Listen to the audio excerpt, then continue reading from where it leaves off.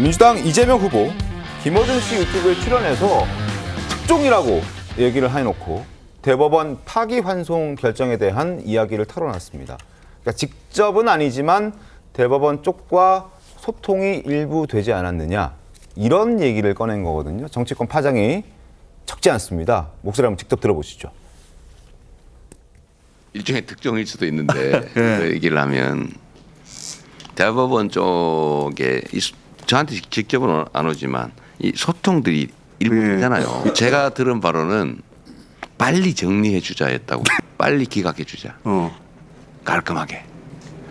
그랬다고 해요. 저도 그런 얘기 들었어요. 그런데 어느 날 바뀌었대요. 갑자기. 그 과정은 뭐 말하기 그렇고 갑자기 바뀌어서 저는 선고한다 그래서 아 고맙구나 이런 생각했다니까요. 아 빨리 해주는구나. 저도 나름 법조인으로 먹고 산 지가 수십 년이잖아요. 그리고 정치도 꽤 오래 했고 정말 산전수전 다 겪었는데 이틀 만에 파기환송하는 거 보고 정말 황당무계했습니다. 잘 들으셨죠? 그냥 그대로 제가 한 번 더 말씀을 드리면 특종일 수 있다라고 얘기를 꺼내면서 대법원 쪽에 저한테 직접은 아니지만 소통이 일부 있지 않느냐. 원래는 빨리 정리해 주자. 그게 이제 결과가 기각해 주자였는데 어느 날 갑자기 바뀌었다라는 이야기를 꺼냈습니다. 그러면서 이제 기각될 줄 알고 고맙다라는 생각도 했는데 그게 아니어가지고 갑자기 바뀌어서 깜짝 놀랐다라고 이야기를 한 겁니다. 자, 선거 하루 전날 본투표 하루 앞두고 왜 저런 이야기를 했을까? 왜 했을까요, 김현주 대변인? 글쎄요, 본인이 입으로 업을 쌓아온 전례가 또 있습니다. 어제도 그 김어준 유튜브에 나가서 이야기를 하다가 자폭성 저런 발언을 하셨지만 지난 3월에도 모 유튜브에 나가서 이야기하기를 본인이 체포동의안 2023년에 가결될 당시에 검찰과 당내 일부 세력, 뭐 비명계를 지칭하는 것이겠죠. 모종의 거래가 있었기 때문에 뭐 그런 류의 발언을 한 적도 있습니다. 그 당시는 이제 검찰을 지적한 것이었지만 이번에는 대법원을 이야기를 하면서 사람 사는 게 다 그런 거 아니겠습니까? 네. 어디선가는 얘기를 들었다라고 말씀을 하셨는데 저는 핵폭탄급 발언이다라고 생각을 합니다. 뭐 다른 사람이 그것을 누설한 것도 아니고 본인이 그런 얘기를 했잖아요. 대법원의 독립성이라고 하는 것은 삼권 분립의 기초이고 그 누구라도 법원의 판결 결과에 대해서 미리 알 수는 없는 것입니다. 그럼요. 알아서도 안 되고요. 그런데 도대체 어디서 그런 내용을 받았다는 것인지 그것을 분명히 밝히셔야 할 필요성이 있다라고 느껴지고요. 그렇기 때문에 이건 대단히 문제적인 발언이다.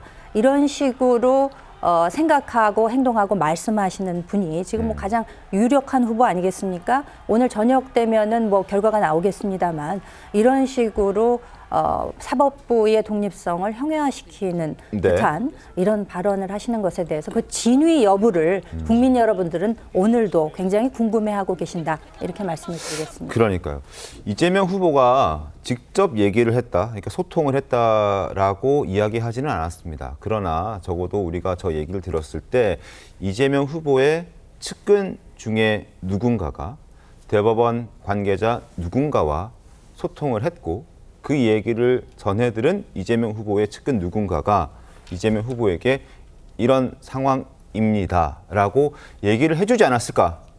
그런 소통은 있지 않았는가? 그러니까 그러나 이러한 소통도, 그러니까 이재명 후보의 측근 누군가가 대법원의 관계자 누군가가 얘기를 했다는 이 것만으로도 사실은 조금 문제적 소지가 있다라는 지적이 있을 수 있거든요. 네, 뭐 지금 후보 시절이기 때문에 거의 막판에 유세하실 때 보니까 진보 유튜브에 출연을 많이 해서 인간적인 그런 면모들을 솔직 그대로 하시는 부분들이 상당히 있었습니다. 그때마다 이 스태프들이 불안불안해갖고 빨리 끝내라고 하는 것들이 있는데 후보께서는 계속 얘기하고 싶어가지고 인간적인 모습을 지나치게 보여주려다가 저런 실수를 했다? 아무래도 저 김어준 쇼에 가면은 진보의 지지자들이 많고 사실 이재명 후보의 입장에서의 약간의 해명을 하자면 그동안에 여러 가지 뭐 정치, 사법, 살인 이런 것들을 극복하면서 여기까지 오지 않았습니까?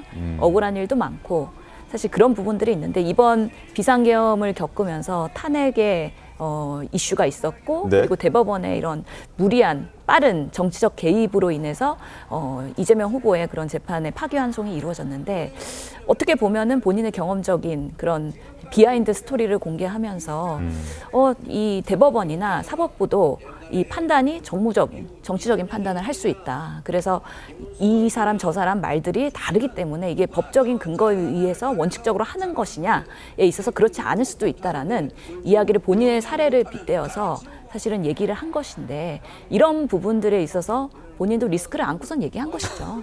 아마 대통령이 되시면 네. 좀 더 공직에 있으시니까 말 하나하나에 더 유의하실 거라고 보고 그런 부분에서 주변의 스태프들은 항상 살아는 판을 걷고 있다라는 말씀을 드리겠습니다. 살아는 판을 걷고 계신 또 신인영 의원께서 말씀해 주셨습니다.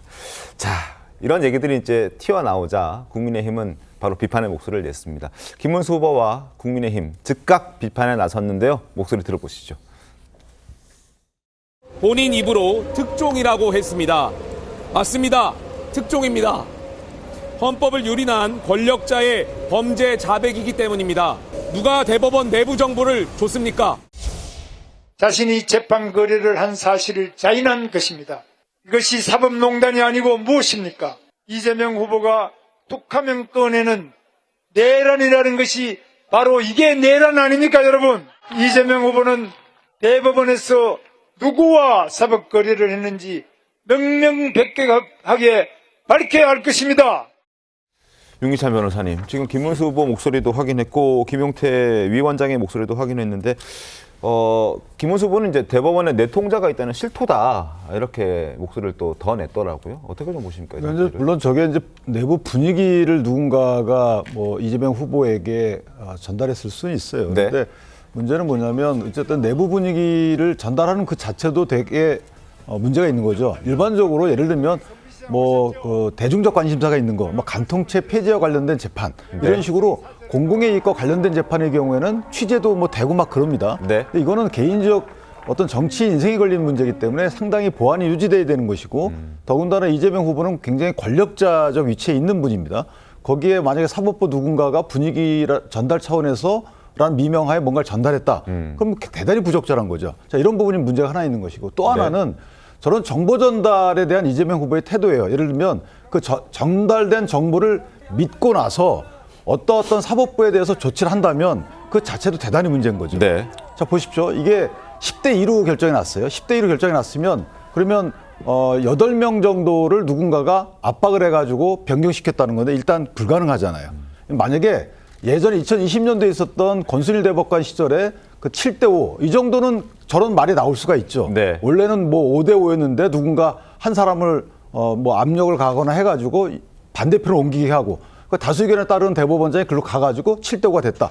이 정도면은 구조적으로 저런 말이 나올 수 있는 정족수예요. 그런데 네. 지금은 10대이기 때문에 불가능하잖아요. 그런데 문제는 뭐냐면 조희대 대법원장에 대한 특검법에 보면 대법원장이 대법관들에게 부당한 압력을 행사했다라는 부분이 들어있어요. 수사, 네. 대상, 사실관계. 그다음에 대법원장이 대법원 재판연구관에게 부당한 압력을 행사했다. 저는 이게 되게 낯설었거든요. 네. 근데 지금 보니까 저래서 저랬나라고 이해가 되는 거예요. 아하. 예를 들면 그 당시에 사실 여기까지만 들어가 있어야 되거든요. 대법원이 재판을 통해서 대선에 개입하려고 했다. 이것도 물론 말이 안 되지만 어쨌든 구성한다면 그 정도의 혐의는 특검으로 넣을 수 있다. 논리적으로. 그런데 거기에 부당한 압력을 행사했다는 것은 어떤 근거에 의한 것인지에 대한 정확한 부수적 사실관계가 안 나왔단 말이죠. 네. 그럼에도 불구하고 특검에 그런 걸 넣었다는 거예요. 그렇다면 이재명 후보께서 지금은 저렇게 말씀하시지만 그 당시에 이런 정보를 매우 신빙성 있게 믿었던 것이 아닌가. 그 신빙성 있게 믿은 권력자의 행동이 만약에 대법원에 대한 압박이었다면 네. 이게 더 문제가 있는 게 아닌가 저는 개인적으로 그렇게 생각합니다. 알겠습니다.